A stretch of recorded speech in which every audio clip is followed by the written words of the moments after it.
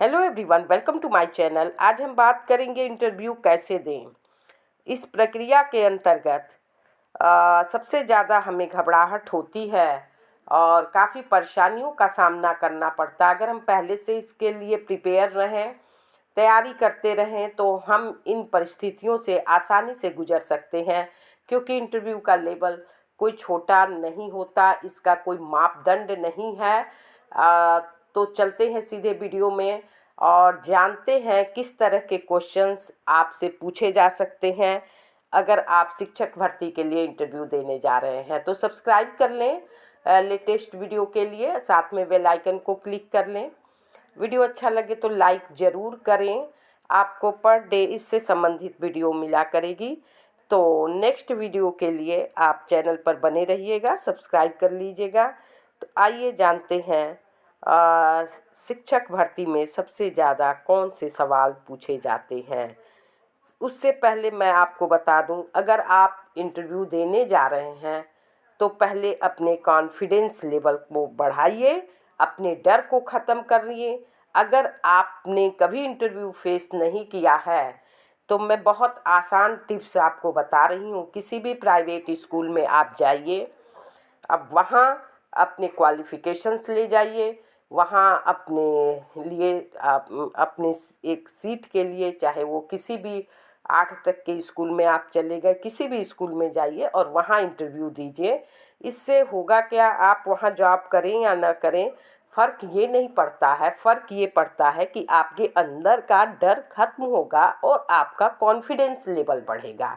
अगर आपको ऐसा लगता है, ऐसी फीलिंग आती है, घबराहट होता है, घबराहट तो हर किसी को होता है, किसी को कम होता है, किसी को ज़्यादा।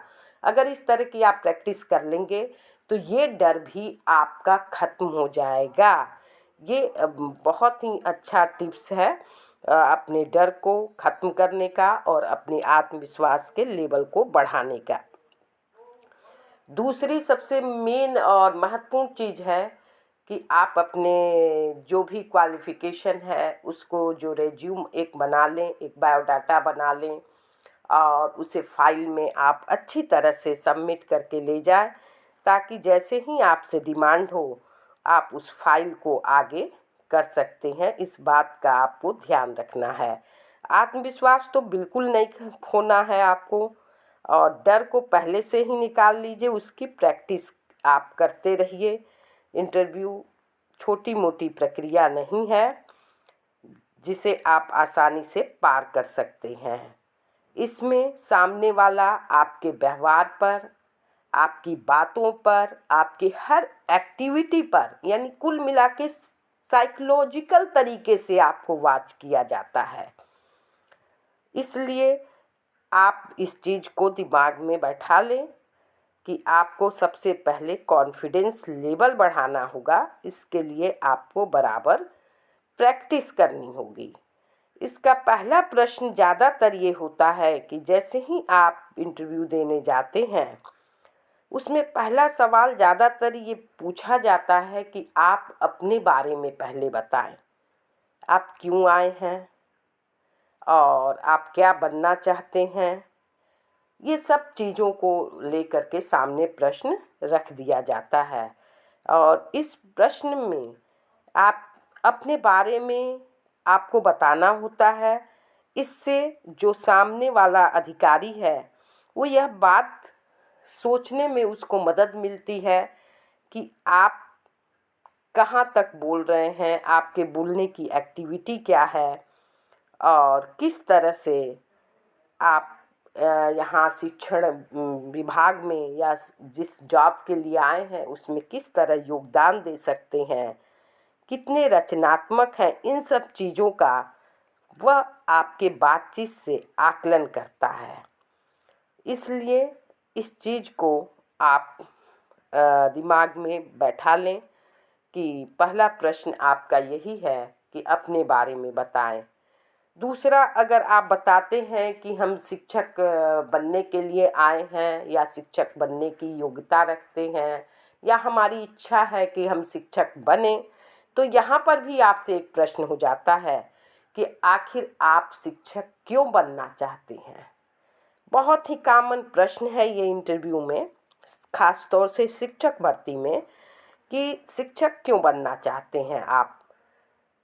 तो उसमें भी आपको बिल्कुल आपको घबराना नहीं है और सटीक जवाब यहाँ पर आप दे सकते हैं कि हमें पढ़ाई का बहुत शौक़ है और शिक्षक जो है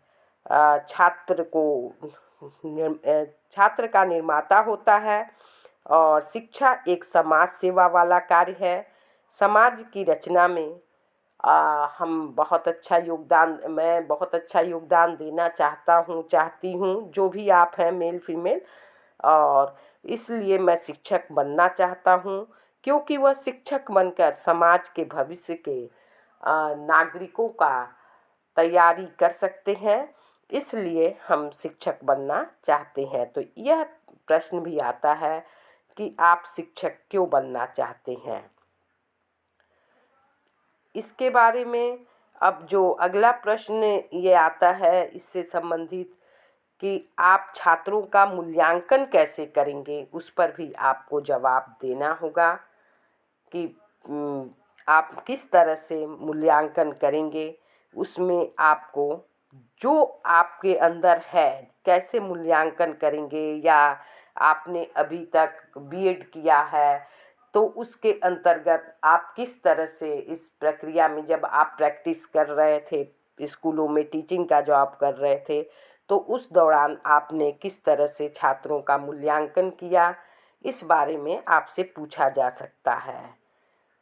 और शिक्षक क्यों बनना चाहते हैं, ये तो कॉमन प्रश्न है ही।